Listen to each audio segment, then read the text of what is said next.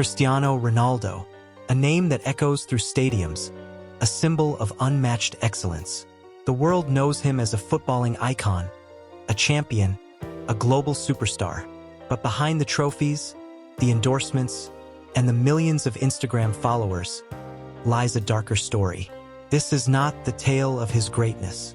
This is the story the media rarely shows you.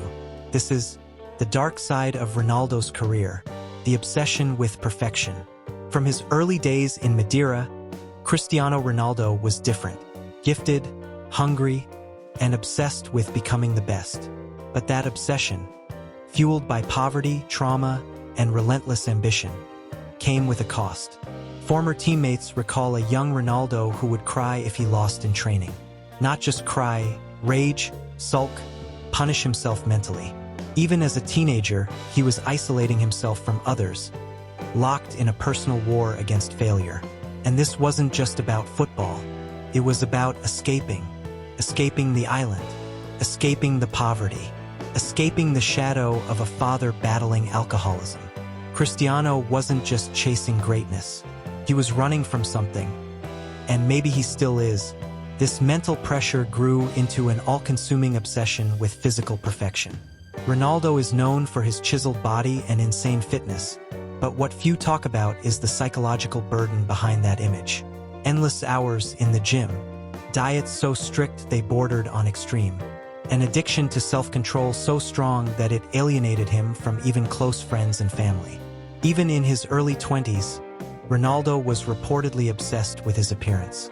He would check mirrors constantly, take hours to prep for interviews, and once famously refused to eat dessert at a teammate's wedding, claiming, "I don't eat that stuff." It wasn't just discipline, it was an obsession, a perfectionism that bordered on torment. He trained like a machine, slept like an athlete, ate like a monk, and lived like a man haunted by the fear of being anything less than perfect. Behind the sculpted physique was a man battling the fear of losing control, losing his image, losing relevance. Because to Ronaldo, slipping just once meant falling back into the world he fought so hard to escape. And that fear, it would push him to greatness, but it would also isolate him, control him, and sometimes break him. The tax fraud scandal. In 2017, the immaculate image began to crack. Spanish authorities accused Cristiano Ronaldo of evading over 14 million euros in taxes between 2011 and 2014. For someone who had always been seen as the ultimate professional, the ultimate role model, the news hit like a thunderclap. The headlines were brutal. Ronaldo is a fraud.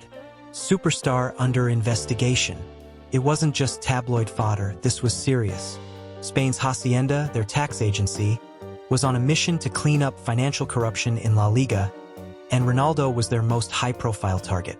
Ronaldo, visibly emotional, told reporters, "I always pay what I owe. I believe in the system. My conscience is clear." But prosecutors painted a different picture, one of a carefully orchestrated scheme using offshore companies in the British Virgin Islands and Ireland to hide his image rights income. The case dragged on for nearly 2 years with intense media scrutiny. Every court appearance was swarmed by reporters. Every public outing was analyzed for signs of guilt. Behind the scenes, insiders say Ronaldo was furious, not just at the allegations, but at feeling betrayed by the country where he had given his best footballing years.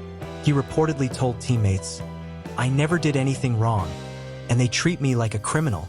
In 2019, he accepted a deal with prosecutors, nearly 19 million euros in fines and a 23-month suspended prison sentence, which he avoided by paying the full amount. He walked into court wearing a sharp suit and a forced smile. But that wasn't just a legal settlement, it was a blow to his pride. For someone who crafted an image of control, discipline, and integrity, this was a scar that wouldn't heal so easily. The world moved on. The goals didn't stop. The Ballon d'Or nominations kept coming. But something in Ronaldo had changed. He had been reminded that, in the eyes of the law and the media, he wasn't a god. He was just another man, a man who could be judged, fined, and humbled.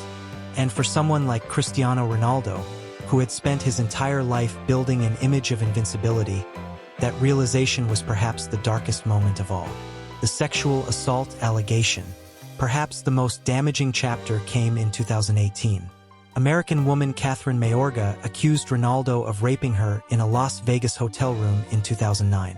She claimed he had paid her $375,000 in hush money, a detail supported by leaked documents. Ronaldo vehemently denied the allegations. He called them fake news, stating that it was a consensual encounter. The case was later dropped by U.S. prosecutors due to a lack of sufficient evidence. But the damage was already done. For months, Ronaldo's image was under siege. Major sponsors like Nike and EA Sports reportedly considered distancing themselves. Media outlets speculated whether Juventus had overpaid for a player whose past might come back to haunt them. Though the case never resulted in charges, it remains a permanent footnote in Ronaldo's story. A shadow that still lingers, whispered in corners of social media and football forums. Dressing room ego and fallout. Ask anyone who's played with Ronaldo, he's intense, driven, relentless, but also demanding, dominant, and polarizing. At Real Madrid, his rivalry with Gareth Bale became locker room legend. Tensions over penalty duties, free kicks, and who the team should build around weren't just rumors. They were real, documented, and eventually destabilizing.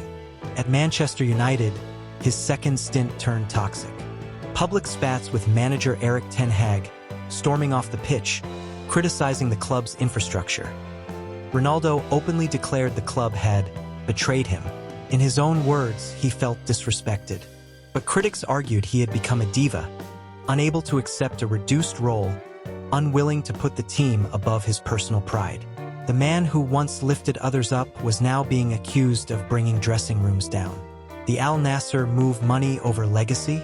In late 2022, the unthinkable happened. Ronaldo, Europe's golden boy, signed with Al Nassr in Saudi Arabia. The contract, over $200 million a year. Critics screamed, sellout. Pundits declared, the end of an era. Many saw it as the final nail in the coffin of his elite-level career. From competing for Champions League titles to now playing in a barely-known league, it felt like Ronaldo had chosen money over legacy. But was it just about the paycheck? Or was it Ronaldo escaping the cold, judgmental world of European football? A world that now saw him as aging past his prime and no longer indispensable. In his new kingdom, Ronaldo became a god again. But the question remains, at what cost? Personal struggles and family tragedies.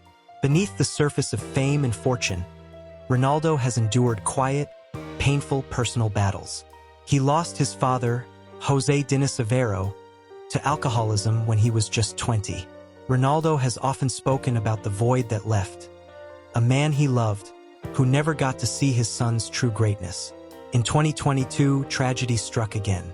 Ronaldo and his partner Georgina Rodriguez announced the heartbreaking loss of one of their newborn twins during childbirth. The world saw a rare glimpse of Cristiano's raw humanity.